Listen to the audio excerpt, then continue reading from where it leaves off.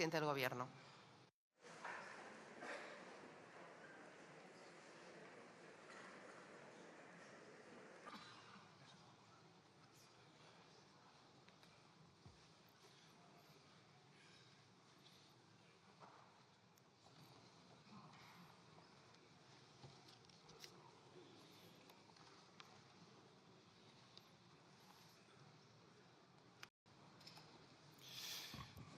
Muchas gracias, señora presidenta. Gracias, señorías, por el debate de esta mañana, donde efectivamente pues, hemos visto los claroscuros de los debates que tenemos parlamentarios desde el inicio de la legislatura, incluso diría desde que hay una mayoría alternativa, ¿no?, que gobierna este país a la derecha, y en este caso a la derecha y la ultraderecha, ¿no? Y es efectivamente la clara ausencia de discurso solvente, sólido, afianzado en datos y, sobre todo, propositivo y con horizonte político por parte de la bancada popular y de la bancada de la ultraderecha. Voy a tratar de responder a todos y cada uno de los intervinientes y empezaré por el señor Feijóo, ¿no? Y lo primero, evidentemente, darle los buenos días y decirle que debo confesarle que me cuesta mucho en sus intervenciones y, además, últimamente, entender sus pasos, ¿no? ¿Usted sabe lo que vota o no? ¿Saben lo que votan o no saben lo que votan? ¿O saben lo que votan, pero después de ver cuál es la reacción en los medios de comunicación, echan la culpa a otros de sus errores?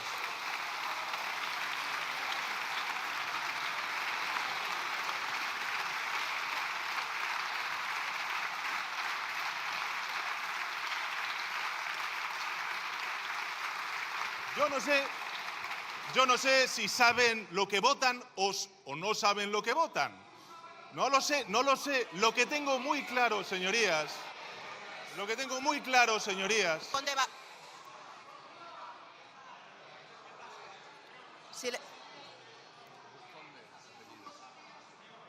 Un momento, señor presidente. Mire, Silencio, por favor, señores y señoras diputados. Un poco de respeto a la Cámara y al decoro parlamentario. Mire. Señor Conde Bajén, le llamo al orden por primera vez. Yo no sé si ustedes saben lo que votan o no saben lo que votan. Y si saben lo que votan y luego ven la reacción, echan la culpa al resto. No lo sé. No lo sé, señorías. Lo que tengo claro es que no saben a dónde van. Y el problema de este país se llama una oposición que no tiene nadie al volante. Al volante. No hay nadie al volante. Nadie.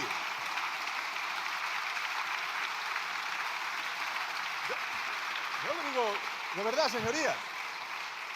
Yo lo digo de verdad. A mí me preguntan a menudo, bueno, ¿qué le parece a usted la estrategia del Partido Popular? Y mi pregunta siempre, en fin, o esa pregunta trato de responderla como creo que piensan muchos españoles y españolas. ¿A qué estrategia se refieren? ¿A la de antes de ayer, a la de ayer o a la de hoy? Vamos a ver, usted y su grupo, señorías, han venido pidiendo sistemáticamente una comparecencia, en este caso mía, para hablar de la política migratoria del Gobierno. Bueno, y es lo que he hecho durante toda esta mañana. He estado hablando más de 40 minutos sobre la política migratoria, explicando cuáles son los retos que tiene este país, hablando del reto demográfico, diciendo cuáles son las tensiones lógicas de una política migratoria de un país fronterizo con el continente africano. He hablado de los 5 ejes de la política migratoria que venimos desplegando de 6 años a esta parte, dando datos, reconociendo nuestras fortalezas, viendo dónde están los desafíos, hablando con sinceridad sobre el dilema que afrontan las sociedades y que afronta Europa y, en consecuencia, España. España tiene que elegir, señorías, entre ser un país abierto y próspero o un país cerrado y pobre, que es lo que defiende usted y el señor Abascal. En definitiva, bueno, yo creo, esa es mi opinión en esta comparecencia, y desde que tengo el honor de ser presidente del Gobierno, en esta cuestión, como en otras muchas cosas, pues hemos cogido el toro por los cuernos. Reconózcanlo al menos, y no es un toro fácil. Quizá para usted, bueno, pues lo es, y por eso ha pasado de puntillas y a sus espaldas. Le ha dedicado al tema apenas unos minutos. Apenas unos minutos, 3, 4, 5 minutos solo. Ustedes que han estado sistemáticamente pidiendo la comparecencia del Gobierno en relación con la política migratoria. Y lo ha hecho además para repetir falsedades y generalidades, como siempre hacen cuando suben a esta tribuna, demostrando que no tienen ningún proyecto político para la mayoría de este país. Usted ha usado esta oportunidad para dejar claro una vez más que en este asunto tampoco tienen una política, como no la tuvo Rajoy. Lo único que tiene es, pues en fin, la imperiosa necesidad de que la señora Ayuso no le eche una regañina o de que Vox o Alvise, o ambos a la vez, no le roben demasiados votos en este asunto. Insisto, pensamos desde el Gobierno que la migración es buena y necesaria para nuestro país. Y por eso estamos desplegando pues, una política responsable, humanitaria, que refuerza nuestras fronteras y también nuestro sistema de acogida, que fortalece los instrumentos que permiten la migración legal, segura y ordenada, que reivindica una distribución justa. Antes se ha hecho referencia por parte de otros grupos parlamentarios y también por parte del mío, ¿no?, de las cargas. Lo hacemos tanto en Europa, cuando vamos a Bruselas, cuando hablo con otras capitales europeas, y también lo exijo aquí a las comunidades autónomas. Que fomenta la integración de la migración y también pide el respeto a los valores y a las leyes de los migrantes que vienen a nuestro país. Y que al mismo tiempo, pues evidentemente, como he dicho en mi primera intervención, pues lo que tratamos es de esforzarnos por estimular el desarrollo económico en los países latinoamericanos y africanos de los que provienen estos migrantes. Les doy un dato, señorías. En el continente africano, la migración, el 90% de ella se produce intracontinentalmente. El 90%. Bueno, pues tendremos que fortalecer y desarrollar económicamente a estos países. Estos son los 5 ejes de nuestra política migratoria, señoría. Los he explicado en detalle. ¿Y usted qué ha dicho a todo esto? Nada. ¿Qué proponen? Nada. Se niega incluso a apoyar la reforma de la ley de extranjería y sube aquí ofreciéndonos un acuerdo que ha pactado con el Gobierno de Canarias, cuando previamente el Gobierno de España ha pactado con el Gobierno de Canarias, avalado por el Pacto de la Migración del Parlamento de Canarias, donde solamente un partido, Vox, dijeron que no. No, por favor. Si es que desde el 23 de julio tenemos la solución. Decía la señora Valido, y permítame que salte un momento al Grupo Parlamentario de Coalición Canaria, díganos la verdad sobre Frontex y la Comisión Europea. La verdad, señoría, por una vez en su vida la ha dicho el señor Abascal. No habrá ni la ocasión de sentarse los gobiernos autonómicos del Partido Popular con el Grupo Parlamentario de Vox en los parlamentos autonómicos para aprobar presupuestos en estas comunidades autónomas si se distribuye la inseguridad, como ha llamado el señor Abascal hoy a los jóvenes que están en Canarias. Esa es la verdad. Señorías, esta es la verdad. Y por eso el señor Feijóo vota en contra y se opone a que se reforme el artículo 35 de la Ley de Extranjería. Y si tiene que decir bulos el señor Feijóo o, en fin, su portavoz, el señor Tellado, pues los dicen. Y luego ya vendrá la brunete mediática y les dirá que lo han hecho todo muy bien. En fin, una reforma, señorías, que busca hacer obligatoria la solidaridad entre comunidades autónomas, para aliviar la presión de una comunidad autónoma que está sufriendo y que cuenta con todo el apoyo, la solidaridad y la empatía del Grupo Parlamentario Socialista, que también yo represento como diputado del mismo, y del Gobierno de España de Coalición Progresista. Y se oponen, señoría, se oponen, pero cuando se habla en privado con ellos, con sus presidentes autonómicos, todos quieren el acuerdo. O la mayoría de ellos quieren el acuerdo. Hay alguna que no, y algún otro que no. Y son los que mandan en el Partido Popular, no el señor Feijóo. Lo apoya la mayoría de presidentes autonómicos del Partido Popular y el 77% de los españoles esa reforma. En fin, a pesar de que el reparto más equitativo que propone pues emana del Pacto Europeo de Migración y Asilo, que el Partido Popular apoyó también en las instituciones comunitarias, en el Parlamento Europeo. Aquí, como en todo, pues el PP vota una cosa en Estrasburgo y aquí vota la contraria. ¿Por qué? Pues porque las dinámicas son otras, señoría, y porque evidentemente en la cuestión de la migración lo que están haciendo es tratar de expandir, bueno, pues una sensación de bloqueo, de superación y, por tanto, tratar de erosionar la acción del Gobierno. ¿Por qué lo hacen? En el fondo, señorías, y es lo que quisiera también decirle a los ciudadanos, es que al Partido Popular y a esta oposición que tenemos liderada por el Partido Popular y por Abascal los migrantes, los canarios o la prosperidad de nuestro país le importan más bien poco. Más bien poco.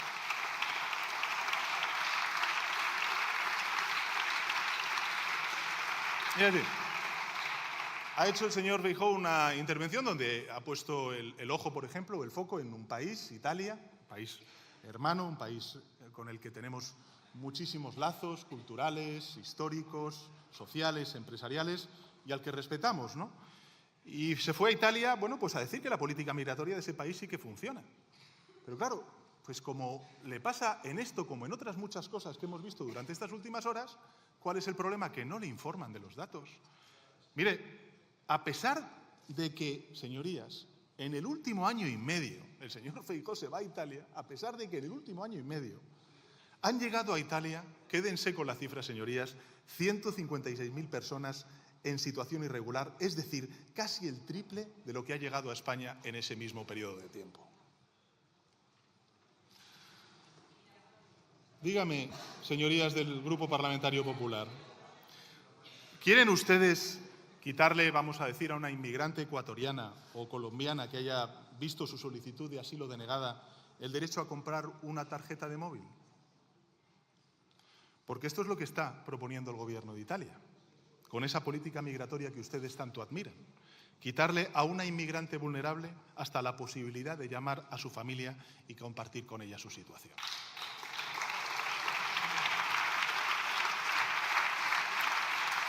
Estas cosas no dicen nada, se callan, no me sorprende, es un buen resumen del proyecto político del Partido Popular desde que el señor Feijóo es presidente del mismo, ¿no? En política migratoria, de nuevo, bueno, pues el tema que su grupo eligió para esta comparecencia, usted trae eso, nada, un ramillete, en todo caso, desgreñado de estereotipos e ideas caducas que, insisto, como he dicho en mi primera intervención, condenarían a España al ostracismo internacional, al estancamiento económico y a la miseria moral. ¿Ustedes qué han propuesto? Ustedes han propuesto campos de detención para menores.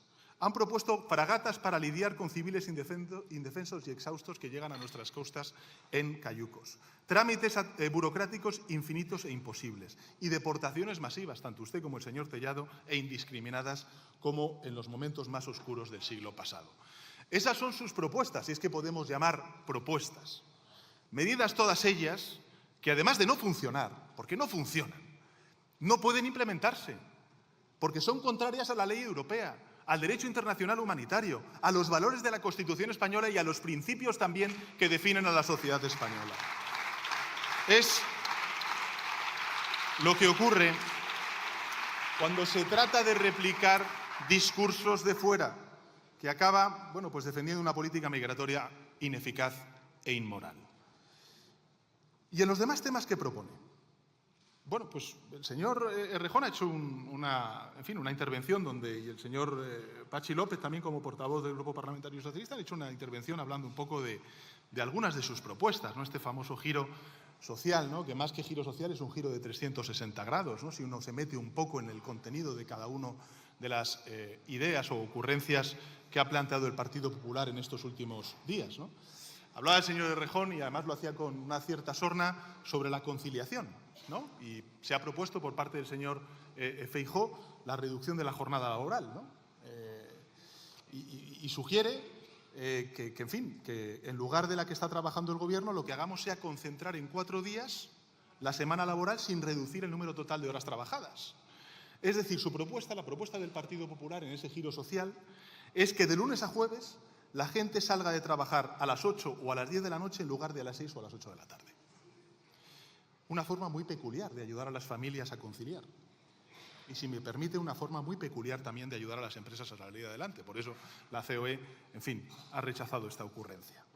Y en igualdad. Bueno, en igualdad es bastante interesante porque ha vuelto a salir esa beta, vamos a decir, reaccionaria de los conservadores, ¿no? Lo que sugieren es acabar con los permisos igualitarios. Abrir la puerta a que sean disfrutados de forma diferente por hombres y por mujeres.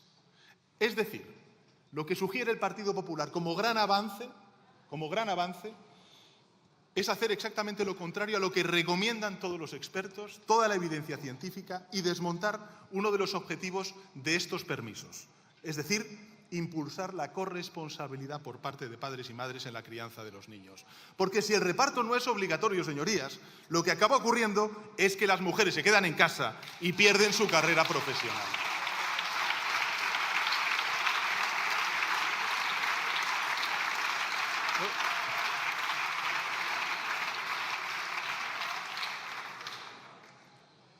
Yo no sé en qué siglo vive el señor Feijóo. No sé si en el mismo siglo que el señor Rajoy y sus tapones de plástico. En todo caso, en igualdad tampoco. En vivienda proponen volver a 1990, a la liberalización del suelo del señor Aznar. Usted ha sido, señor Errejón, bastante benévolo con la política de vivienda, las propuestas del señor Feijóo, ¿no? Es decir, lo que proponen es que el Estado se desentienda, que demos rienda suelta, pues bueno, a la burbuja inmobiliaria. En definitiva, sus propuestas, señorías, las de la bancada popular, es en conciliación que los españoles trabajen sol a sol, pero de lunes a jueves. En igualdad, que las mujeres se queden en casa cuidando a los niños, pero con la libertad para sacrificar su carrera intacta. Y en vivienda, que el mercado inmobiliario vuelva a estar dominado por la ley del más fuerte, pero eso sí, con geranios en los balcones para combatir contra el cambio climático.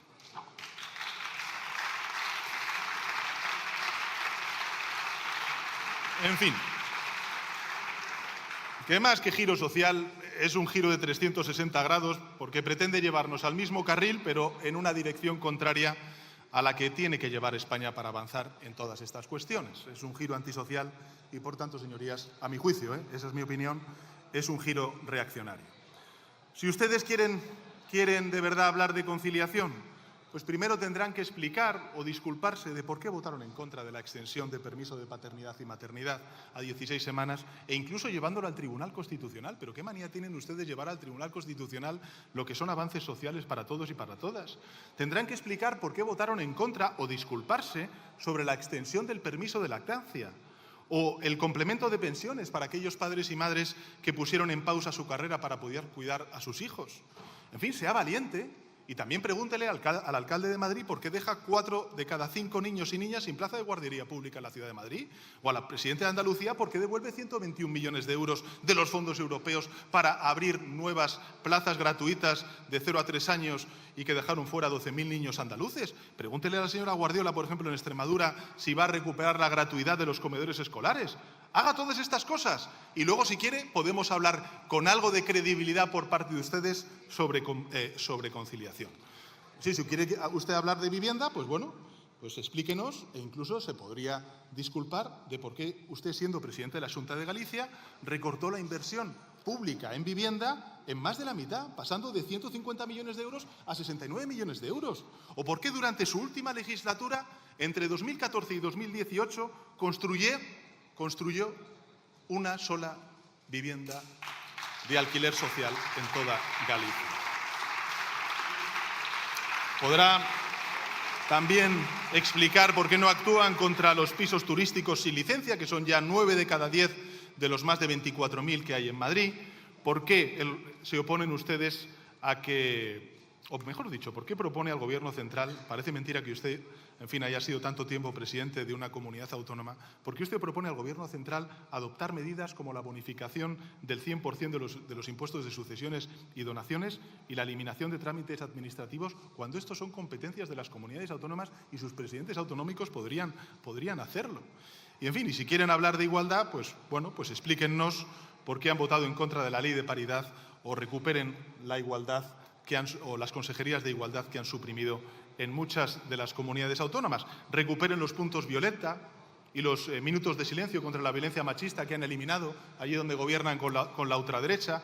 Revierta los recortes de financiación a la ley de igualdad que han acometido sus dirigentes. O, si quiere tener algo de credibilidad, pues pídale a la presidenta de la Comunidad de Madrid que se retracte de las palabras que pronunció recientemente cuando dijo textualmente, y abro comillas, se va a acabar ese mantra de que la igualdad o de la igualdad como si fuéramos iguales, porque hombres y mujeres afortunadamente no somos iguales ni queremos serlo. En fin, señor Feijóo, qué buen eslogan para una campaña de igualdad. Mire, hay algo que usted debe comprender. Ustedes deben comprender, y es que de la misma manera que la suma de deportaciones individuales no conforma una deportación masiva, La suma de ocurrencias inconexas y contradictorias no conforman una alternativa política ni un giro social. Lo que usted ha traído al debate público después del verano es un refrito plagado de imprecisiones y de contradicciones. Exactamente lo mismo que ya venía defendiendo y haciendo su partido durante la legislatura anterior, con consecuencias lamentables. Usted, pues evidentemente, ha traído al debate algunos de los clásicos del PP, que nunca nos faltan. Ha hablado de Bildu y de ETA, ¿cómo no? Y lo ha vuelto a hacer como acostumbra su partido, ¿no? Mintiendo para tratar de azuzar viejos odios del pasado. Ustedes no quieren que España pase página. Este es el problema. Digamos la verdad a la gente, señoría. Primero, no hay rebaja de condenas. Lo que se hace es tener en cuenta los años que los presos ya han cumplido en cárceles en el extranjero conforme al derecho europeo. A quienes se les condenó a 30 años, cumplirán 30 años. Y a quienes se les condenó 10 años, cumplirán 10 años. No hay rebaja alguna, señorías, del PP. Y ustedes lo saben. Y por eso votaron a favor de este proyecto de ley.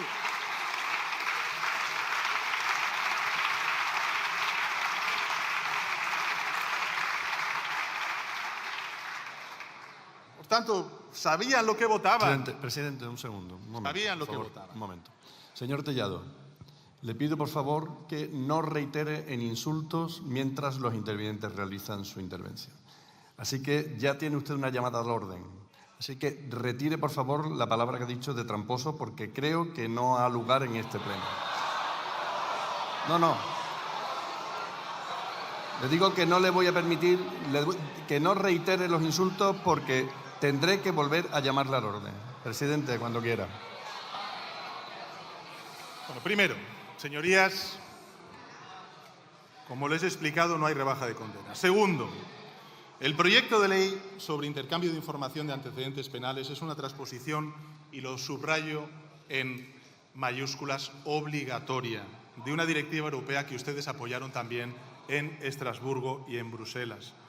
Forma parte de la Unión Europea, o mejor dicho, formar parte de la Unión Europea implica privilegios, lógicamente, como son los fondos Next Generation, pero también obligaciones, y una de ellas es homogeneizar nuestro marco regulatorio al de los 27 Estados miembros, y ustedes lo saben, y por eso votaron a favor de esta ley. Y tercero, ustedes, o era perfectamente consciente de lo que se estaba aprobando, por tanto no escurra el bulto. Esta ley orgánica fue registrada en marzo de 2024, como bien recordaba antes el portavoz del Grupo Parlamentario Socialista. Ha tenido 7 meses de tramitación parlamentaria. El plazo de enmiendas, señorías, el plazo de enmiendas se ha prorrogado hasta 11 veces en la Comisión de Justicia del Congreso de los Diputados. Y ustedes han votado a favor en todas las ocasiones. Es más, hace apenas un mes, el 10 de septiembre, el representante de su grupo parlamentario lo que reprochó al Gobierno y a la Cámara es que llevásemos 2 años de retraso en la transposición de esta directiva. En fin, las enmiendas se hacen eco de una cuestión prejudicial que presentó en enero de 2024 la Audiencia Nacional de España ante el Tribunal de Justicia de la Unión Europea. Y además toman como punto de partida, y esto me parece muy importante también reseñarlo a sus señorías y a los ciudadanos, un proyecto de ley del Partido Popular del año 2014, que cuenta además con el informe favorable del Consejo de Estado. Por tanto, señorías del Grupo Parlamentario Popular, yo no sé si ustedes no sabían lo que votaban o sabían lo que votaban, pero viendo la reacción, pues nos echan la culpa al resto. Esta debe ser la política para adultos del señor Feijóo, ¿no? Pero la medida que se aprueba emana de Europa, y es lo importante, cuenta con el visto bueno de la mayoría de instancias judiciales, ha sido ampliamente debatida en las Cortes Generales y ha contado siempre con el apoyo del Grupo Parlamentario Popular. Entonces, si esto es así, ¿por qué se escandalizan ahora? ¿Por qué han cambiado de opinión? ¿Le han apretado, señor Feijóo? ¿O es que su grupo es incluso más torpe de lo que parece?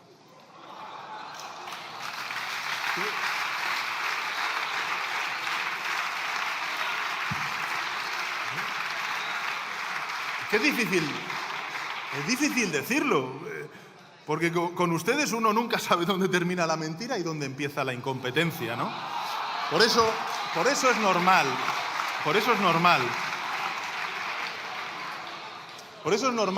señor Feijóo, como acaba de reconocer en su intervención, y le cito textualmente, que muchos españoles se sientan decepcionados con su grupo parlamentario. Eso lo ha dicho usted hoy. Y tiene usted razón. Es normal. La pregunta es, ¿qué le decepciona más a sus votantes, señor Feijóo? ¿Su hipocresía o su incompetencia?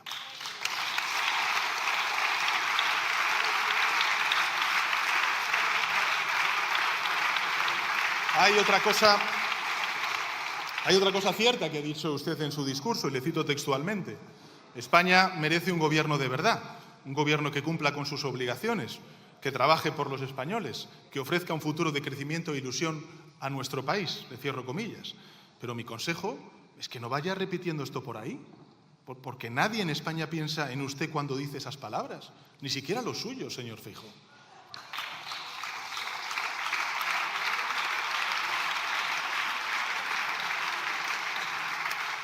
Ha mencionado el artículo del The Economist, el señor Feijóo. Bueno, pues artículos de opinión, hablando bien o mal, pues de mí o de usted, pues es normal en una democracia como la nuestra, señoría. De hecho, esa misma pieza a la que usted hace referencia sostiene también que este gobierno está haciendo una gestión puntera de la economía y de la política social, y que usted está llevando a cabo, y cito textualmente y abro comillas, una oposición ineficiente, porque la política nacional se le ha quedado grande. En fin, The Economist tiene para todos, señor Feijóo.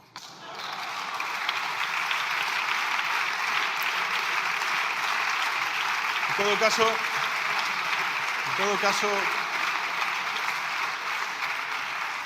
a mí los artículos de opinión me parecen relevantes. Yo los leo todos y en fin, y creo que es importante y es saludable y hay que tomar las cosas buenas de esos artículos. Pero a mí lo que me parece relevante es el informe de calidad democrática que ese mismo medio produce desde hace años y que en su última edición sitúa a nuestro país como una de las 25 democracias más plenas y desarrolladas del mundo. Por cierto, si analiza el histórico, verá que nuestro país registró su peor posición en ese ranking en el año 2013, cuando gobernaba el Partido Popular. Y registró sus mejores posiciones en el año 2008 y en el año 2019 con dos presidentes socialistas. Y no debe ser casualidad, porque hay otro ranking internacional que existe de calidad democrática, que se llama VDEM, elaborado por muchos académicos, que arroja un resultado similar. El peor puesto en la historia de nuestro país lo obtuvo Mariano Rajoy. Y el mejor, un servidor. Algo que hacer, pues sí, pues es lo que dice el índice. Pues, en fin, pues algo bueno estará haciendo el gobierno de coalición progresista. Vamos, que no lo digo yo. Que no lo estoy diciendo yo, señorías. Es lo que dice. Es lo que dice uno de los rankings internacionales más avalados y más reputados en el mundo. El señor Feijóo también ha hablado sobre el gasto público y las reglas fiscales. Y lo ha hecho, naturalmente, de nuevo, con bulos, para provocar alarma social y sensación de escasez económica, ¿no? Bueno, ya escuchar al señor Feijóo decir que vamos a recortar, cuando ha dicho vicepresidenta, 50.000 millones de euros. Bueno, 50 o 80 o 30, las que sean, ¿no? Aquí, de verdad, quien subió los impuestos a los ciudadanos fue el señor Rajoy, señor Feijóo. Sí. España tiene hoy, como recordaba algún interviniente, 4 puntos menos que la media europea de presión fiscal. Y estamos, además, cumpliendo con los objetivos de déficit público. Y por primera vez en más de una década, España ha salido del procedimiento de déficit excesivo gracias a la política económica y social que está haciendo este gobierno.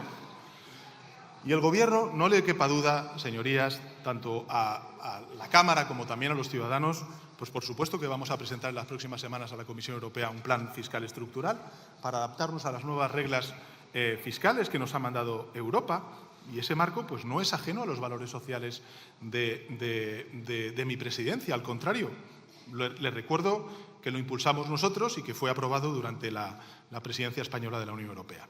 Y este marco, bueno, pues supone un nuevo paradigma de gobernanza fiscal, que es lo que hemos venido defendiendo, que rompe definitivamente con la austeridad neoliberal que tan buenos resultados dio tras la crisis de 2008, y esto entiéndame el sarcasmo, y dice que la sostenibilidad presupuestaria debe ir acompañada de reformas, de inversiones públicas y de crecimiento, que es lo que está haciendo el Gobierno de España, gracias también a los fondos Next. Y por eso, en el Plan Fiscal Estructural, que vamos a enviar, como he dicho antes, en breve a la Comisión, pues vamos en fin, a figurar compromisos de responsabilidad de gasto, pero también nuevas inversiones para el futuro cercano. Dicho de otro modo, señorías de la bancada popular y sobre todo a los ciudadanos, no va a haber recortes. No va a haber recortes. España está haciendo los deberes en la sostenibilidad de las cuentas públicas. Hace 2 días la ministra de Seguridad Social anunció que íbamos a cerrar este año con 9.500 millones de euros el Fondo de Reserva de la Seguridad Social. Estamos revalorizando las pensiones, reconstruyendo el Pacto de Toledo y llenando la hucha del Fondo de las Pensiones que ustedes vaciaron cuando gobernaron durante la crisis financiera. Por tanto, estamos haciendo los deberes en la sostenibilidad de nuestras cuentas públicas. Ahí está también la evolución del déficit público o también, lógicamente, la evolución de la deuda pública.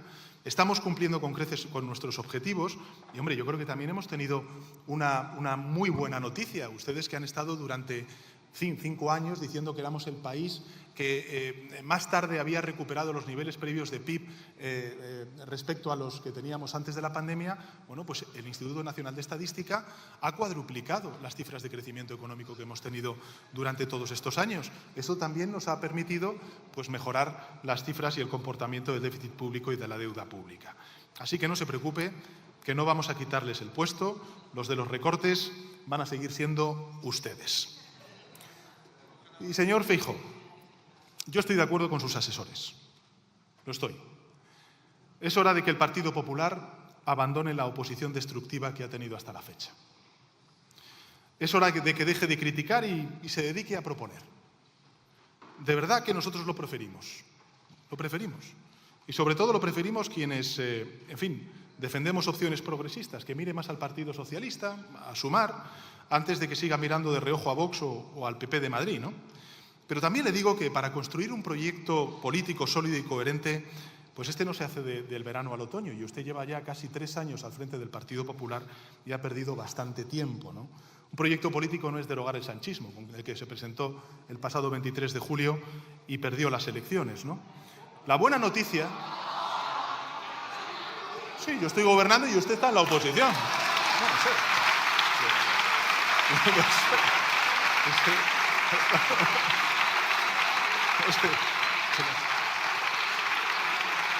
En fin, en todo caso, vayamos a lo importante, señor Feijóo. La buena noticia, escúcheme, hombre, que le va a gratificar esto que le voy a decir. Es que usted tiene tiempo, o al menos su partido tiene tiempo, porque si algo ha quedado claro en este último mes es que incluso los suyos ya han asumido que hay legislatura para largo. Por tanto, estábamos contando hoy, quedan 1.019 días antes de las próximas elecciones generales. 1.000. Fíjese lo que puede usted proponer y aportar al país.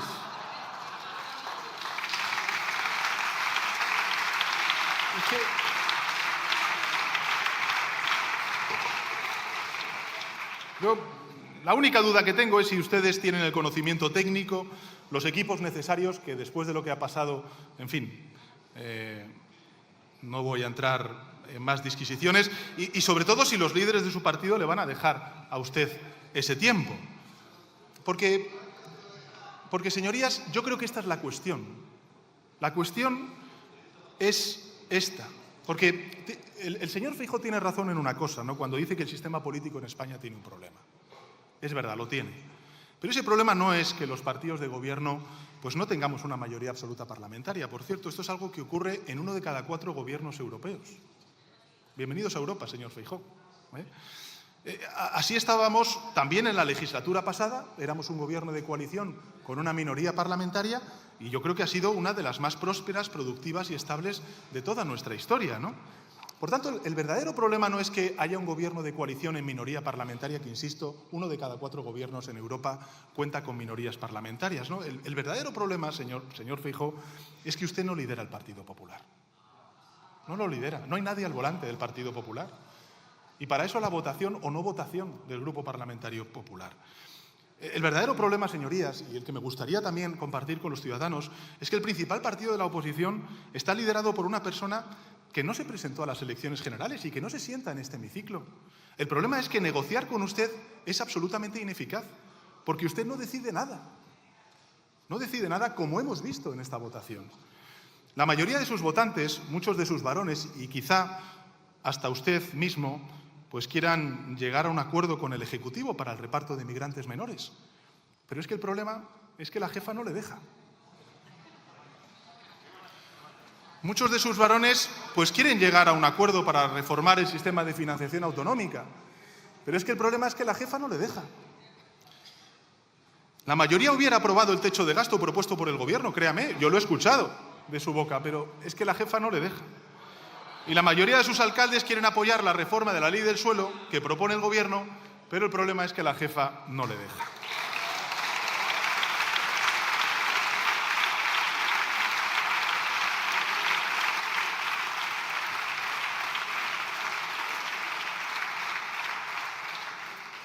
Usted no decide, señor Feijóo.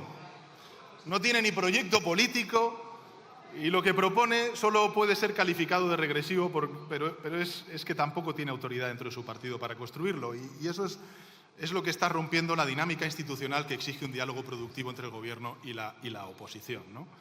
Incluso cuando usted propuso el que trabajaran los españoles las mismas horas, pero 4 días a la semana en lugar de 5, pues salió quien salió, la jefa, y le dijo: ¿a dónde vas? Yo le decía a la señora vicepresidenta del Gobierno, digo, si esto pasa con la conciliación, hombre, parece difícil, pero vamos a soñar en llegar a un acuerdo en financiación autonómica con el señor Feijóo.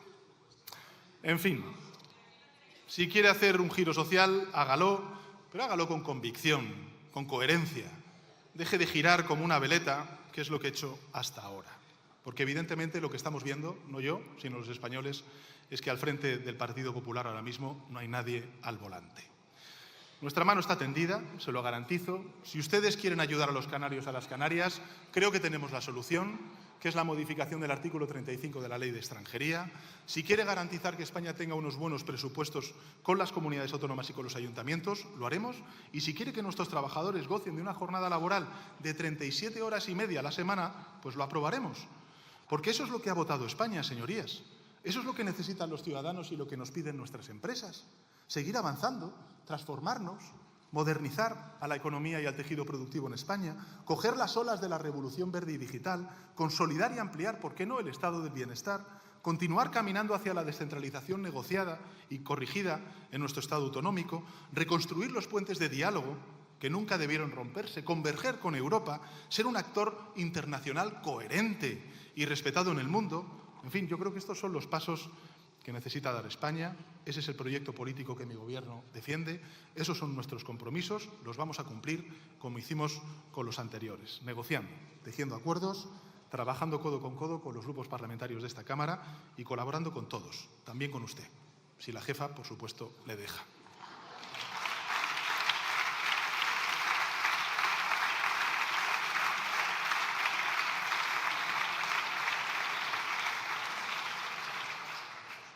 Señora Abascal,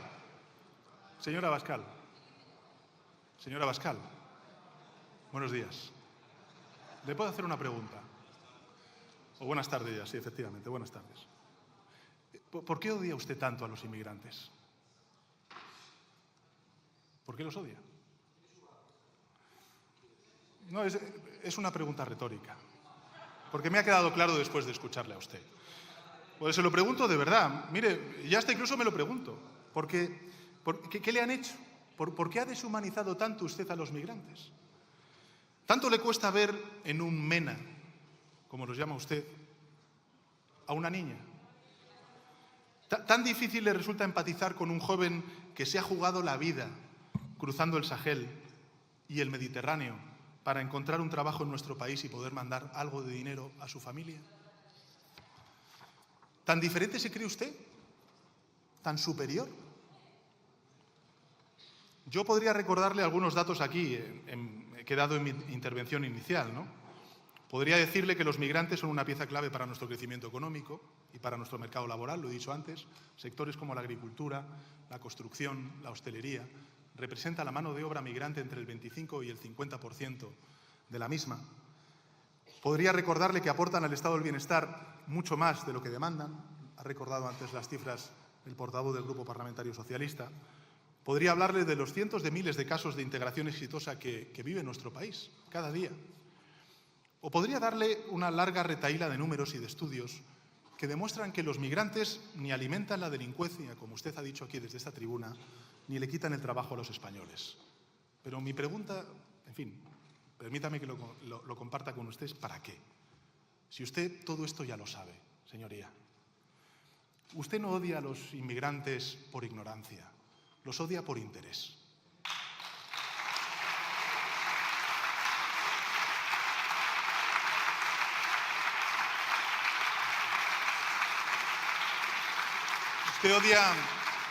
Usted odia porque sabe que la ultraderecha está creciendo en todo Occidente a base de propagar bulos, desinformación, alimentar la xenofobia, de instigar la lucha de los penúltimos contra los últimos. Lo sabe.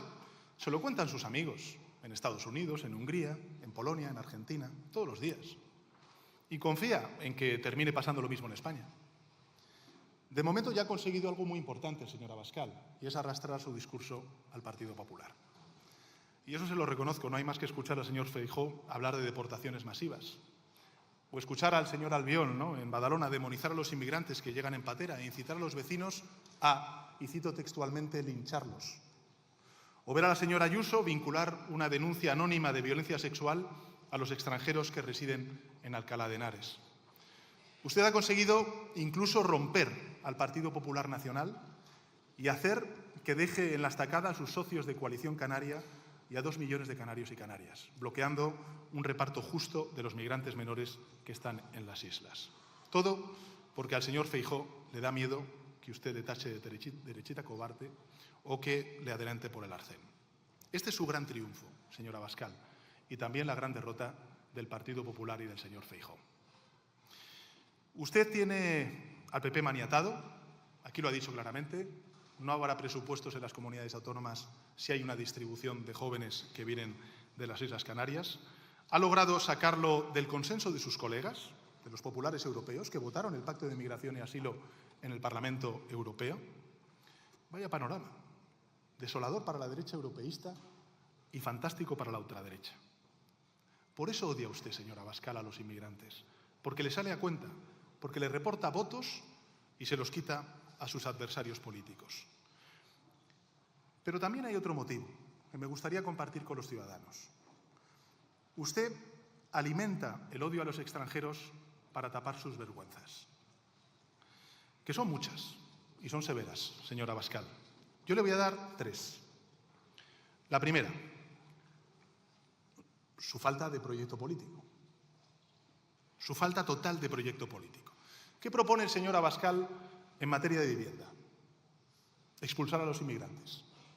Pero oiga, es que los inmigrantes son una parte esencial para construir casas. De hecho, son el 20% de los trabajadores de la construcción. Pero da igual.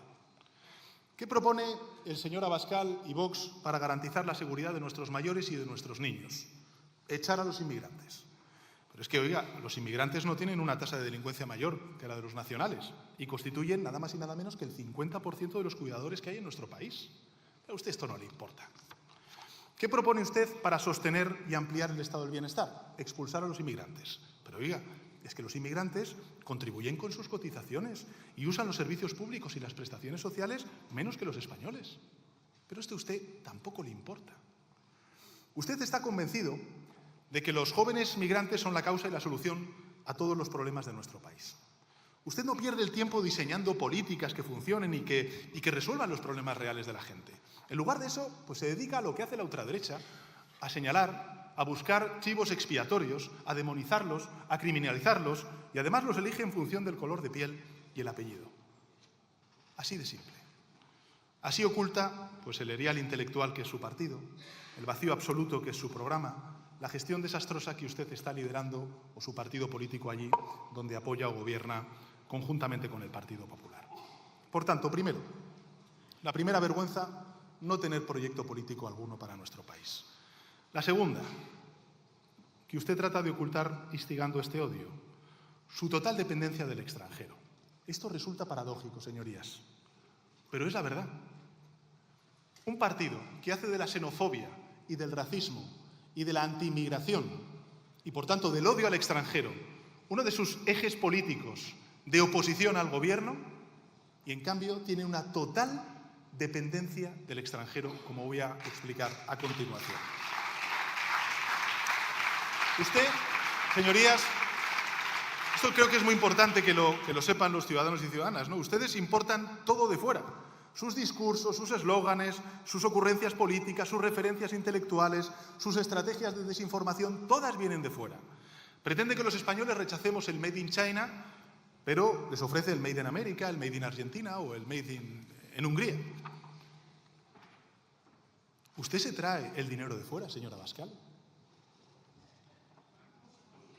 Usted se trae el dinero de fuera. No lo niegue. ¿Le suena Magyar Bank Holding? ¿Le suena? Se lo repito, Magyar Bank Holding. Es su banco, señora Abascal. El banco que financia su partido. Es el banco que financia su partido. El nombre español no parece. De hecho, tiene como mayor accionista, se lo voy a explicar a los españoles porque usted bien lo sabe, a Corvinus International Investment, una firma de inversión controlada al 100% por el gobierno de Hungría. Hay que ver, señora Abascal, para ser usted tan crítico con la inmigración, cómo le gusta la financiación extranjera.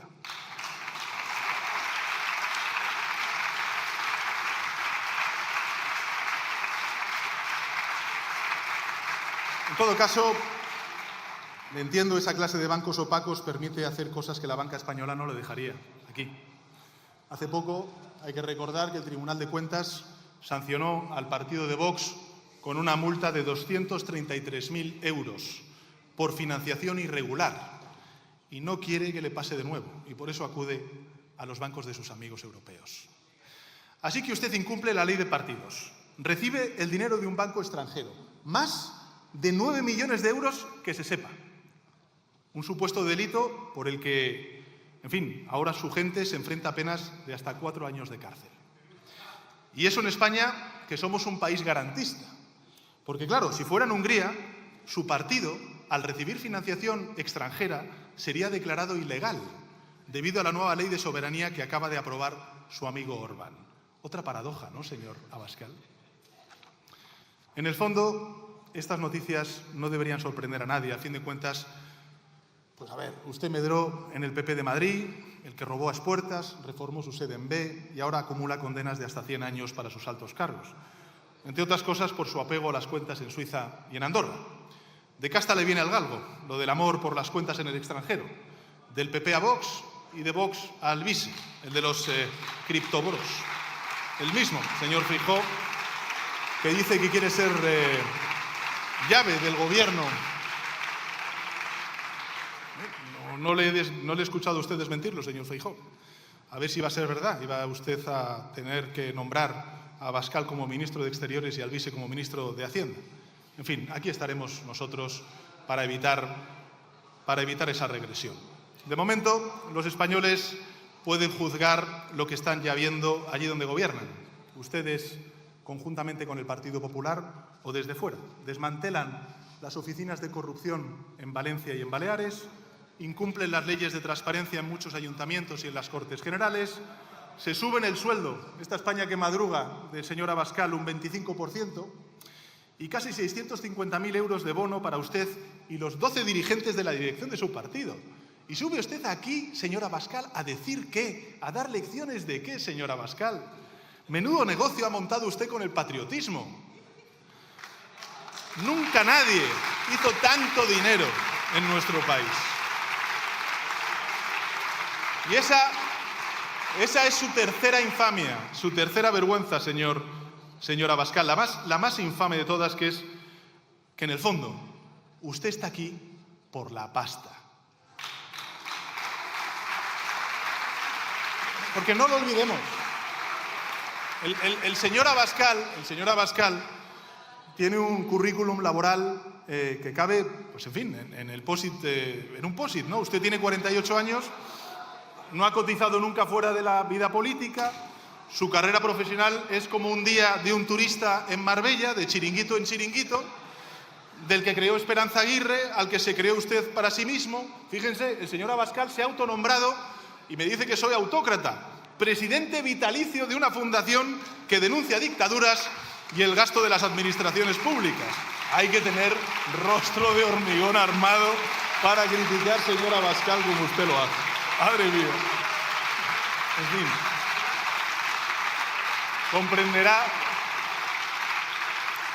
Comprenderá que nosotros no perdamos mucho el tiempo. Tengo un profundo respeto por sus votantes, pero no tengo ningún respeto ni por usted ni por su partido. La ultraderecha de la que usted forma parte es la mayor amenaza a la que se ha enfrentado la seguridad, la prosperidad y también la convivencia entre europeos desde la Segunda Guerra Mundial. Ustedes han venido aquí a romper consensos en materia migratoria, en materia feminista, en materia autonómica, lo que sea. Han venido aquí a cuestionar los avances de Occidente y han levantado décadas, en fin, y que han levantado, mejor dicho, décadas de paz y de prosperidad en nuestra historia. Me refiero a esos avances. Es verdad que les está yendo muy bien en muchos sitios, señor Abascal, y eso se lo reconozco. Y me preocupa, porque sus campañas de odio pues, están obteniendo buenos resultados electorales en muchas partes del mundo, también en Europa. Pero le digo una cosa, señor Abascal. Spain is different. España es diferente. Nuestro país tiene memoria. Tiene memoria. Recordamos lo que vivieron nuestros padres y nuestros abuelos, nuestras madres y nuestras abuelas, que tuvieron que emigrar para escapar de la represión y de la miseria de la dictadura franquista. Y lo que vivieron nuestros hijos y nuestros nietos hace una década, cuando tuvieron que buscarse la vida en el extranjero mientras gente como usted o la señora Ayuso cobraban una pasta por horno y palo en la Comunidad de Madrid. Nuestro país no solamente tiene memoria, sino que tiene humanidad. Sabe que a las personas que huyen de la guerra y la pobreza hay que ayudarlas, especialmente si son menores. Y sobre todo nuestro país no tiene miedo. Aquí no hace falta privatizar la seguridad, ni tampoco crear patrullas ciudadanas, no hace falta contratar a bandas de matones ni a grupos paramilitares para la vigilancia de nuestras calles. No necesitamos tener un rifle en la chimenea, como ustedes también han propuesto en alguna otra ocasión. En España la gente confía en las fuerzas y cuerpos de seguridad del Estado, en la seguridad pública. Confía en sus vecinos, en sus compañeros de trabajo. Siente empatía por las personas que lo están pasando mal, tengan el color de piel que tengan. Somos un pueblo solidario, al que le sale del alma ayudar, arrimar el hombro, tirarse al mar si hace falta para sacar a un ser humano del agua cuando naufraga una patera en la costa, llenar una caja con botes de conserva para una campaña de alimentos, donar sangre, dinero, tiempo, haga lo que haga falta por la gente que lo necesita. Mire, termino, señor Abascal, esta réplica con usted recordando algo muy positivo, ¿no?, que ha sucedido en estos últimos días.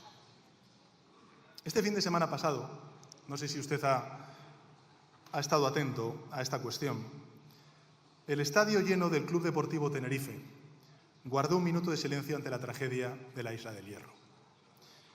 Y en esa misma Isla del Hierro, medio centenar de personas se organizó por WhatsApp para acompañar a los féretros de 3 migrantes que perdieron la vida en sus costas. Eso es España, señor Abascal. Un país que está vacunado contra el odio, porque ama la vida, tiene ganas de prosperar, de avanzar, no retroceder, y por eso ustedes no van a ganar. No van a ganar. Al señor Errejón, decirle que, como le he dicho antes, he recordado al señor Feijóo, sobre la modificación del artículo 35 de la Ley de Extranjería, que usted, por supuesto, también ha defendido. Quiero decirle que, bueno, pues es un acuerdo avalado entre el Gobierno de España y el Gobierno de Canarias y que cuenta con el aval también del pacto de migración de los partidos políticos representados en la Asamblea Canaria y que efectivamente pues cuenta con todos, salvo con el voto del señor Abascal y de su grupo parlamentario allí.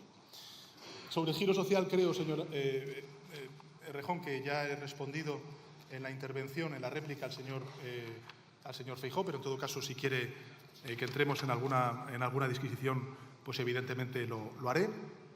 Y sobre la política, efectivamente, usted ha dicho que tenemos que hacer política de futuro, que tenemos que proyectarnos, que tenemos que ofrecer horizontes y esperanza frente a, en fin, la agonía, ¿no?, del Partido Popular y de la oposición. Y yo quiero hacer en este sentido un alegato y una reivindicación de la política pública, porque cuando hablamos de política de migración o hablamos de política de vivienda estamos hablando de políticas públicas. Yo he hecho en mi primera intervención y a lo largo de la mañana pues un contraste entre lo que yo me encontré como presidente del Gobierno ante la crisis migratoria que sufrió no solamente las Islas Canarias, sino también Andalucía ese verano de 2018. Me encontré con un sistema de acogida escuálido, absolutamente debilitado, 10.000 plazas de acogida. Me encontré con una capacitación de las fuerzas y cuerpos de seguridad del Estado en Canarias absolutamente mermada. Me encontré con el mando único operativo absolutamente desmantelado, y todo eso es lo que hemos ido reconstruyendo durante todo este tiempo.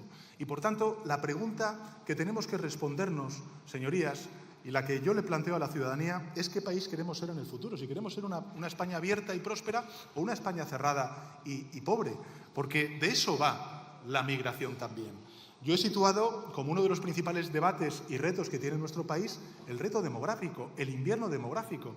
¿Vamos a hacer políticas de natalidad? Las estamos haciendo, gracias también al apoyo de su grupo parlamentario y de la mayoría parlamentaria de esta Cámara. Pero es evidente que con las políticas de natalidad no vamos a cubrir o recuperar esos 2,1 hijos por mujer que tenía España en 1980. Podrá haber mejoras en la productividad, en la tecnología, sin duda alguna. Tendremos que mejorar la tasa de actividad en nuestro mercado laboral, sin duda alguna lo está haciendo este Gobierno. Pero es palmario, es evidente que vamos a tener que hacer una política migratoria ordenada, segura, legal, para poder garantizar la prosperidad de nuestros hijos y nuestros nietos. Y le doy de nuevo los datos a los españoles y me parece que tenemos que quedarnos con estos datos grabados en la mente. En 2025 todas las proyecciones de la Unión Europea en adelante sitúan que Europa va a perder 30 millones de trabajadores, de personas en edad de trabajar. España 4 millones. Es decir, vamos a llegar o vamos a volver, si no hacemos nada, a una fuerza laboral que tenía España como la que teníamos en 1996. Y, por tanto, las posibilidades de crecimiento económico de nuestro país, en lugar de ser del 2%, el crecimiento potencial será del 0,1%. Ya me dirán ustedes cómo nosotros podemos sostener el estado del bienestar, garantizar políticas públicas, por ejemplo, en materia de vivienda, o fortalecer sectores tan importantes como el de la construcción, el agrícola, o el de la agricultura, mejor dicho, o el de la hostelería en nuestro país, sin mencionar, lógicamente, los servicios sociales. No obvio, por supuesto, la parte humanitaria y humana del fenómeno de la migración. He hecho una reivindicación en mi primera intervención de esos canarios y canarias que llegaron por miles a las costas de Latinoamérica durante la época franquista. Pero, evidentemente, recogiendo ese testimonio, ese testigo, pues tendremos que honrar su memoria. Y he explicado también, señor Errejón, bueno, pues cuáles son las políticas públicas que estamos haciendo en materia migratoria. Control de fronteras, aumento de la acogida. Hemos multiplicado por 5 el sistema de acogida en nuestro país en estos últimos 6 años. En segundo lugar, la integración, una política migratoria que tenemos que integrar, y he anunciado también algunas medidas al respecto. Impulsar la migración legal, segura y ordenada. Apelar a Europa, a su solidaridad, porque efectivamente este es un desafío también europeo.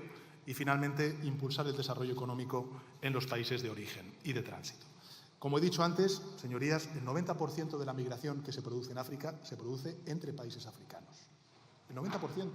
Por tanto, es en interés también de Europa y de España, particularmente, el mejorar las condiciones económicas y sociales de estos países. De hecho, la evidencia empírica lo que demuestra es eso, que aquellos países que pasan de renta baja a renta media frenan dramáticamente su migración, porque encuentran las posibilidades, las oportunidades que no tienen en su país. ¿Por qué digo todo esto? Que sé que usted sabe y que además usted comparte. Con matices, estoy convencido, el Pacto de Migración y Asilo ha sido un elemento de diferencia entre su grupo parlamentario y el mío. Porque esa misma política pública estamos haciendo en materia de vivienda. Estamos haciendo en materia de vivienda. Yo entiendo que ustedes quieran diferenciarse del Grupo Parlamentario Socialista, del Partido Socialista Obrero Español. Tienen todo el derecho a hacerlo. Pero, desde luego, yo voy a defender la gestión de la política de vivienda que está haciendo este Gobierno. Y le digo una cosa. Usted, que tanto dice que hay que tener cuidado con el PP y con Vox, también usted debe empezar a recordar y a subrayar los aciertos en materia de política de vivienda que está haciendo este Gobierno. Porque, al final, no solamente es algo que critiquen al Partido Socialista Obrero Español, sino también están criticando al Grupo Parlamentario de Sumar. ¿Y qué quiere que le diga? desde que yo soy presidente del Gobierno hemos multiplicado por 8. No por 1, por 2, por 3, por 8 hemos multiplicado la política en acceso a la vivienda. Desde el año 2020, señorías, en España se ha destinado 9.520 millones de euros de los fondos de recuperación a la política de vivienda. Y ahí metemos muchas cosas. Incorporamos la construcción de vivienda pública, el impulso a través del Instituto de Crédito Oficial a la promoción, a la adquisición de vivienda por parte de las familias más jóvenes. Ya sé que ustedes no quieren hablar de propiedad. Nosotros creemos que, evidentemente, tenemos que poner el foco en la vivienda de alquiler, pero también algo en la vivienda de propiedad, porque hay gente que quiere comprar vivienda. Gente joven que quiere comprar su vivienda. ¿Por qué vamos a negar nosotros dar instrumentos y herramientas a esos jóvenes para poder adquirir una vivienda? Y finalmente estamos poniendo muchos recursos económicos en la rehabilitación de viviendas, como bien saben las comunidades autónomas, ¿no? Bueno, pues hemos aprobado el índice de precios de referencia, estamos incentivando el uso residencial de la vivienda. En definitiva, señoría, esta legislatura tiene que ser la legislatura de la vivienda y, desde luego, ese es mi compromiso. Lo asumí ante esta Cámara. Entiendo que tenemos que hacer muchas cosas. Entiendo también que hay competencias compartidas con las comunidades autónomas y los ayuntamientos, pero mi compromiso es que a este problema le vamos a poner una solución. Le vamos a poner una solución con recursos económicos, con regulación y con financiación y con suelo público. El camino no es lo que hace la señora Ayuso en la Comunidad de Madrid. El camino es lo que ha anunciado el señor Illa en Cataluña, de construir 50.000 viviendas y dedicar 4.000 millones de euros a la construcción de vivienda pública. Señor Rufián, bueno, en relación con la migración le agradezco y mucho la orientación de su grupo, de un grupo parlamentario progresista. Efectivamente, con todos los matices que tenemos de integración y de tensión que provoca la migración, pero en todo caso ha centrado buena parte de su intervención también en la defensa del acuerdo entre el Partido de los Socialistas Catalanes y Esquerra Republicana de Cataluña y la financiación autonómica. Bueno, tanto a usted como a otros intervinientes decirles que este Gobierno, durante estos últimos 6 años, señoría, a las crisis que hemos tenido, yo lo he compartido con los presidentes autonómicos, ¿no? Tanto la pandemia como también la crisis energética, hemos respondido con una enorme, digamos, sentido de lealtad institucional. Yo recuerdo cuando fue la crisis financiera, se sentaba en el Banco Azul un Gobierno del Partido Popular y a las comunidades autónomas necesitadas de recursos económicos inventó el FLA, es decir, un mayor endeudamiento por parte de las comunidades autónomas. Nosotros lo que hemos hecho ha sido transferencias directas a las comunidades autónomas, por ejemplo, a través del Fondo COVID para hacer frente a la pandemia. Y así con otras muchas cosas. Hemos no abierto, digamos, la vía de una mayor deuda, ¿no?, a las comunidades autónomas, sino todo lo contrario, ¿no? Nuestros compromisos están ahí, señorías. Están en la quita de la deuda, que estamos hablando, pues lógicamente, con las comunidades autónomas, en abrir el debate y en el materializar un nuevo sistema de financiación autonómica. En fin, tenemos que dar un paso, yo creo que definitivo, hacia un sistema federal. A mí me gusta mucho el lema de lo que significa el federalismo, que es unidos en la diversidad, y eso implica que la singularidad que tiene todos y cada uno de los territorios y la multilateralidad no están reñidos. Y finalmente, señor Rufián, yo coincido con usted en que, en buena medida, el debate se tiene que sustanciar en el modelo. Yo lo he dicho en muchas ocasiones. Durante estos últimos años, a la Comunidad de Madrid, el Gobierno de España le ha transferido nada más y nada menos que la friolera de 100.000 millones de euros. 100.000 millones de euros, señorías. Repito, 100.000 millones de euros a una sola comunidad, la Comunidad de Madrid. ¿Qué ha pasado? Pues que más de 30.000 millones de euros de esos recursos económicos que nosotros hemos destinado a la Comunidad de Madrid los ha desviado la Comunidad de Madrid a regalos fiscales a las clases altas de la Comunidad de Madrid. Y la resultante es que tienen el gasto per cápita en sanidad o en educación debajo o inferior a la media española, ¿no?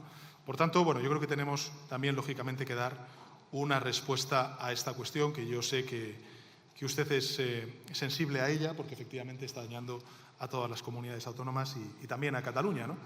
Y yo hay una cosa que recuerdo y mucho, y lo digo mucho, señor Rufián, respecto a Cataluña. Cuando habla de la financiación autonómica, Cataluña no habla de la financiación autonómica para reducir los impuestos y hacer regalos fiscales a los ricos, sino para fortalecer los servicios públicos de esa comunidad autónoma. Y a mí eso me parece que es un hecho diferencial respecto a otros discursos que tenemos de otros partidos políticos que gobiernan en otras comunidades autónomas, donde nos piden recursos económicos y hacen rebajas fiscales a los ricos de esos territorios, ¿no? E encima nos piden recursos y votan en contra de la senda de consolidación fiscal que da más margen financiero a las comunidades autónomas para articular los presupuestos de cada uno de sus territorios. Pero bueno, eso es algo que ya dije en la última sesión de control, y es que al final aquí la política se ha vuelto, señorías, en vamos a ver si le damos un palo al Gobierno, si pierde una votación, aunque eso sea a costa del bienestar y del progreso de nuestros ciudadanos. Y eso está pasando con el Partido Popular y con otras formaciones políticas cuando hablamos de la senda de consolidación fiscal. La señora Nogueras pues, ha hecho ha hablado sobre financiación, ha hablado sobre vivienda, bueno, sobre lo que pide Cataluña o no pide Cataluña. Yo creo que Cataluña, señoría, de verdad lo creo, reclama gestión. Y creo que acierta el nuevo Gobierno en Cataluña cuando habla de vivienda pública o habla, por ejemplo, de construir nuevas infraestructuras de desalación en una comunidad autónoma que ha sufrido y sufre también problemas de sequías en algunas partes de su comunidad autónoma, ¿no? Y nosotros, desde luego, señorías de Junts, vamos a trabajar por mejorar la financiación autonómica en Cataluña, por reforzar ese autogobierno en Cataluña, que yo creo que es la solución de convivencia y coexistencia que reclaman los ciudadanos en esa comunidad, ¿no? Habla de normalidad. Bueno, señoría, para mí la normalidad es avanzar la sociedad, de resolver los problemas y las demandas con soluciones de nuestros conciudadanos. Y me gustaría que también ustedes entendieran eso, que sus 7 votos del Grupo Parlamentario de Junts son importantes, lógicamente, para dar respuesta a los problemas de los catalanes y catalanas como del conjunto de la sociedad española, ¿no? Y ahí está la senda de déficit, ¿no? En fin, es que me pasaban estos datos desde el Ministerio de Hacienda, es que me parecen muy elocuentes, señorías. Cuando se apruebe la senda de estabilidad presupuestaria, pues las comunidades autónomas van a contar en 2025 y en 2026 con 2 décimas más de margen fiscal. Antes el señor Esteban, el portavoz del Partido Nacionalista Vasco, hacía referencia a ello. ¿Esto en qué se traduce? Se traduce nada más y nada menos que en 3.000 millones de euros de capacidad de gasto extra para el ejercicio presupuestario de las comunidades autónomas. Pues hombre, yo creo que algo de corresponsabilidad, sobre todo partidos de gobierno como el Partido Popular en muchas comunidades autónomas o el partido de la señora Nogueras, pues tendrán de todas formas que resolver, ¿no? Y, en fin, yo espero y deseo que no se sitúen con el PP y con Vox en esta cuestión y que efectivamente podamos llegar a un acuerdo que beneficie a Cataluña y al conjunto de comunidades autónomas en nuestro país. La señora Izpirua ha hecho referencia a muchas cosas. A mí me gustaría centrarme sobre todo en el conflicto en Gaza y el conflicto en el Líbano, como usted bien ha recordado en su intervención. Una denuncia que también hace el Gobierno de España de doble vara de medir. Es evidente que está habiendo una invasión por parte de un tercer país, de un Estado soberano como es el Líbano, y por tanto la comunidad internacional no puede permanecer ajena a esa invasión. Lo hemos denunciado en Ucrania, lo hemos denunciado también en Gaza y en este caso la invasión la estamos denunciando también en el Líbano. Y desde luego en todas las conversaciones que yo he tenido, señoría, también en todas las manifestaciones públicas que he hecho yo, como también los ministros encargados de estas cuestiones, yo creo que nadie cuestiona la incoherencia del Gobierno de España. Y yo lamento, y efectivamente usted ha hecho referencia a ello, como alguna otra portavoz, en este caso la señora Belarra de Unidas Podemos, yo lamento la falta de acuerdo en la Unión Europea. Lo lamento, porque creo que en estas cuestiones deberíamos ser coherentes. No con nuestra posición, una posición coherentes con la defensa del derecho internacional humanitario, y por tanto nosotros vamos a seguir trabajando en el seno de la Unión Europea para que eso sea así. Y sobre esta manifestación del Consejo de Europa, he estado informándome y efectivamente, bueno, también reconoce ese mismo informe que España tiene un marco legal que protege a las lenguas minoritarias, pero en todo caso uno de los compromisos de esta investidura, señoría, como usted bien sabe, es la Ley de Lenguas, y también sabe que con fondos europeos pues estamos construyendo ese PERTE de la lengua donde estamos incorporando a las lenguas minoritarias cooficiales y reconocidas en nuestra Constitución, como es el vasco. Al señor Esteban, recordarle de nuevo lo que he dicho antes sobre el gran debate. Usted también lo ha mencionado. Queremos una España abierta y próspera, una España cerrada y pobre. Yo lo siento, pero no creo que haya dado clichés o haya utilizado clichés en mi intervención. He dicho que, fíjense, hasta incluso que el 70% de los migrantes que nos han llegado de manera regular o irregular durante esta última década, el 70% provienen o bien de Europa o bien de América Latina y el Caribe. Y el 20% proviene del continente africano. Es más, cuando uno habla con estos países de origen y de tránsito, sobre todo los de tránsito, ellos mismos están sufriendo esta migración irregular. Y, por tanto, yo coincido con usted en que tenemos que dotar de recursos económicos a estos países de tránsito, Mauritania, Senegal, singularmente, por supuesto, también Marruecos, y es lo que estamos haciendo. Y, evidentemente, una de las quejas de Mauritania, y estamos hablando con la Comisión Europea, es que acelere todos los recursos que, lógicamente, y los programas que nos comprometimos, tanto la presidenta de la Comisión Europea como yo mismo, en la visita que hicimos a Mauritania este año. Yo he hecho ya 2 a Mauritania en lo que llevamos de año. Y agradezco y mucho que hable efectivamente de las razones, porque eso entronca de lleno con la dimensión exterior de la materia que nos ocupa, que es la migratoria, ¿no? Ha hablado de la situación del Sahel, donde hay golpes de Estado, solamente hay una democracia, que es la mauritana. Hay un fenómeno que es el del cambio climático, la emergencia climática. Hay un problema de falta de oportunidades y estos mismos países, pues, por ejemplo Mali, está embolsando muchos refugiados en campamentos de refugiados en Mauritania, que ahora mismo cuenta con más de 150.000 malienses como consecuencia precisamente de toda esta inestabilidad derivada de conflictos políticos y, lógicamente, del fenómeno climático. Habla de fronteras. Hemos reforzado las fuerzas y cuerpos de seguridad del Estado y lo vamos a seguir haciendo. Habla de acogida. Hemos multiplicado por 5 hasta las 50.000 las plazas de acogida. Hemos anunciado un nuevo aumento de esas plazas de acogida. Y sobre la migración regular, ordenada y segura, pues nosotros, lógicamente, estamos de acuerdo, así como también con la integración. Sobre la solidaridad con la Unión Europea, completamente de acuerdo. Y sobre la solidaridad interterritorial, señoría, yo lo que espero es que efectivamente podamos llegar a un acuerdo, que el Partido Popular, pues en fin, sea fiel, ¿no?, a los intereses de los canarios y podamos desbloquear la reforma del artículo 35 de la Ley de Extranjería. Y si no, pues que defiendan su posición, pero que no lo hagan en base a bulos como hemos escuchado durante estos últimos días. Y sobre el plan de equilibrio fiscal, creo que me he explicado previamente en la intervención que he hecho ante el señor Feijóo. En todo caso, evidentemente ahora mismo lo que estamos conociendo de la Comisión Europea son informaciones periodísticas que no sabemos si obedecen a la realidad o cuán de reales son. En todo caso, yo creo que también hay elementos positivos, como es, por ejemplo, pues la mutualización de la deuda y, por tanto, la consolidación, yo creo que de fondos importantes para España, como es el fondo Next Generation. A la señora Belarra, con todos los respetos, le digo que, en fin, ya tenemos una cierta edad como para ir repartiéndonos carnets de progresismo y de ser gentes de izquierda. Yo no dudo de su progresismo ni de su, digamos, ideología de izquierdas. Yo le pido, señoría, que no dude de la mía. A lo mejor le parece insuficiente, pero no dude de la mía, ¿no? En todo caso, le pido que superemos esos debates, ¿no? Y yo creo, también le diré que en su discurso migratorio su partido se equivoca. Porque de forma indirecta, ¿qué es lo que está haciendo? Bueno, pues perpetuar esta imagen del migrante pasivo, dependiente, que solo tiene derechos, no deberes, que viene a recibir y no a contribuir. Eso me ha parecido inferir de su intervención, ¿no? Y yo creo que con ese discurso, señora Belarra, usted debilita a los migrantes, ¿no?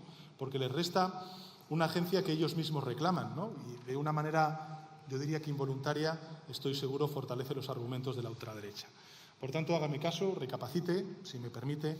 Yo creo que el discurso es otro, porque la verdad es otra. Los migrantes son como los españoles, ni más ni menos. Vienen aquí a sumar, a integrarse, a ayudarnos a hacer de España un país mejor. En fin, si usted considera que estamos haciendo políticas de ultraderecha, escuche al señor Abascal o al señor Feijóo.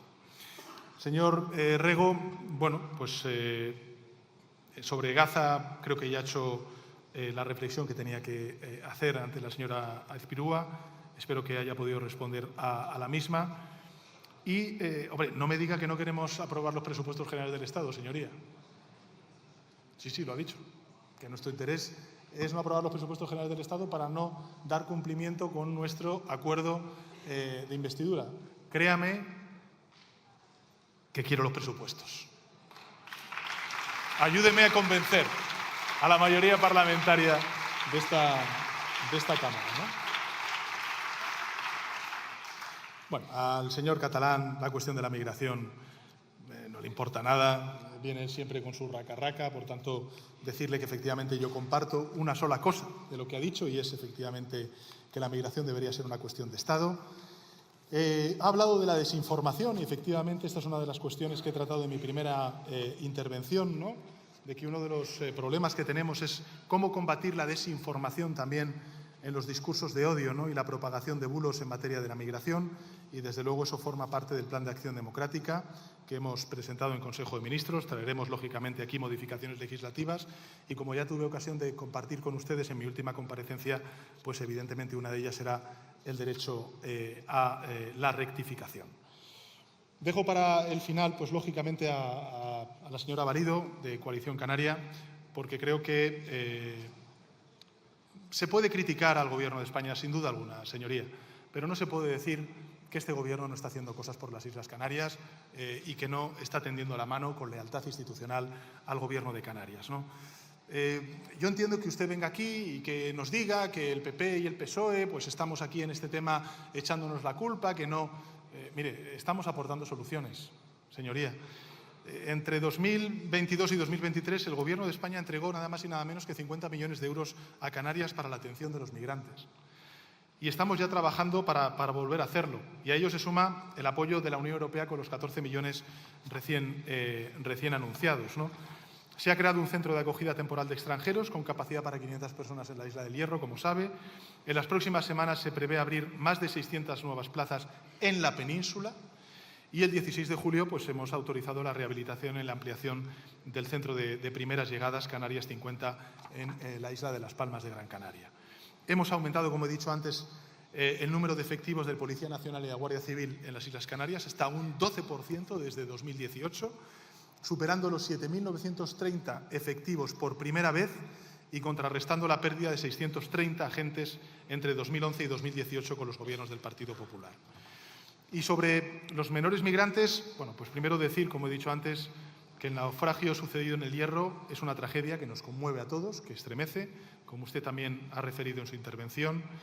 El Gobierno está dando y está donde siempre ha estado, y es en dar una respuesta humanitaria al drama de la inmigración irregular y en asegurar los medios para rescatar las vidas en el mar.